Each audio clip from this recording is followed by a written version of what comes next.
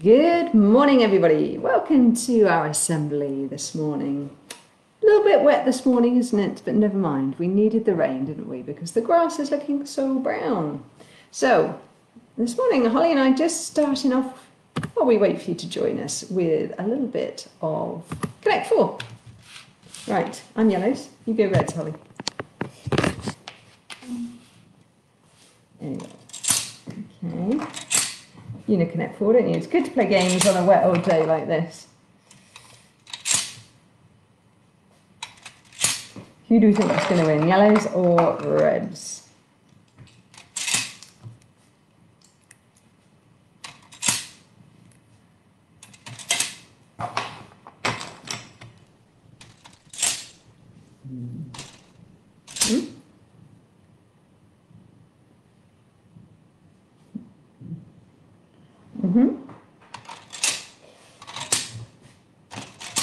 Oh, Holly got me 4 reds. Well done, Holly.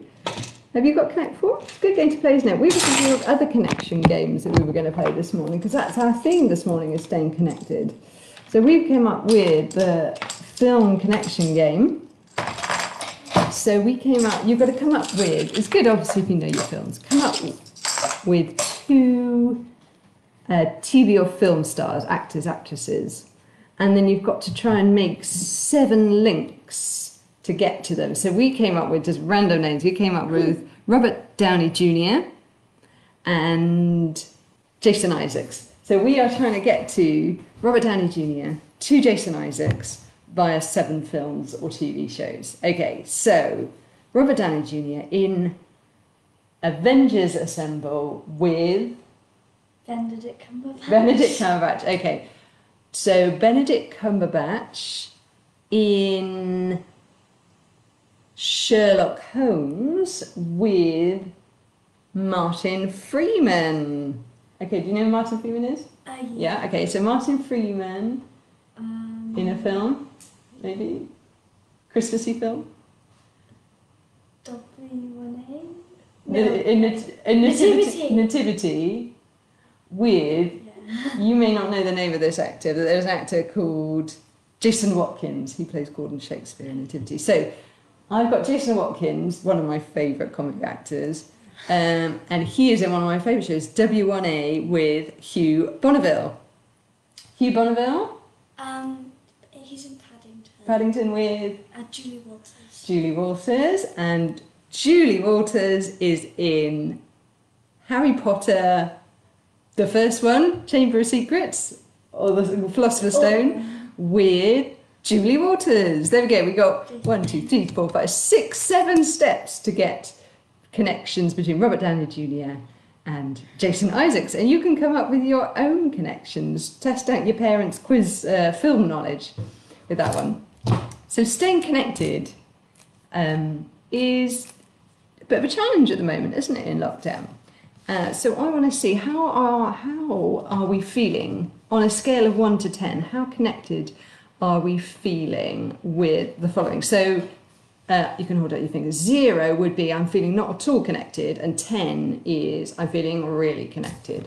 So how connected do you feel to school at the moment? You can be my little. What do you think? 3. Okay, so 3 from Holly. How connected do you feel to your best friend at the moment? 5. Okay, we haven't been able to see them in person, but we've been able to chat on the phone, haven't we? How connected are you feeling to your parents at the moment? 9 or 10. 9 or 10, that's... how connected are you feeling to the people in your netball team? 1, yeah, because we're not really seeing them, are we? Not playing any sport at the moment. How connected do you feel with your brother or your sister? If you will? 8 or 9. 8 or 9, yeah, okay. We're seeing them every day, aren't we? How connected are you feeling to your grandparents?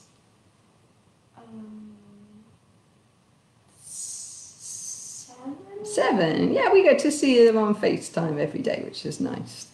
How connected do you feel to the person that you sit next to in maths normally? Zero, because you haven't seen them. How connected are you feeling to your neighbours? One or two. One or two. We see them over the fence, don't we, a little bit, and sometimes walking around. And finally, how connected are we feeling to God? Well, you know what, I am feeling very connected to God at the moment, because there's less distractions. And of course, it doesn't matter about the lockdown, does it? Lockdown doesn't stop me from talking to God. But I want to tell you a little story about someone else whose connections to God were tried to be interfered with. We have Daniel in the Bible. Now, Daniel lived in the time of Darius the Mede. And Daniel worked for Darius, and he, despite being a Jew in a foreign country, he got on quite well with Darius. But other people in Darius's court were getting a bit jealous. They didn't like this favoritism that they thought Daniel was getting. So they tricked Darius. They said, "Oh, Darius, isn't it awful if people don't follow you?" And they said, "We should make this law that everyone is only allowed to pray to you, Darius." And he was quite flattered by this, and he thought, "Oh, yeah, good one." And he put it into law. But of course, Daniel, he wanted to keep praying to God. He prayed to God every day. And he kept doing that. He wanted to stay connected to God, and he didn't want to get cut off. So he kept praying. And of course, Darius found out, because people made sure that he found out.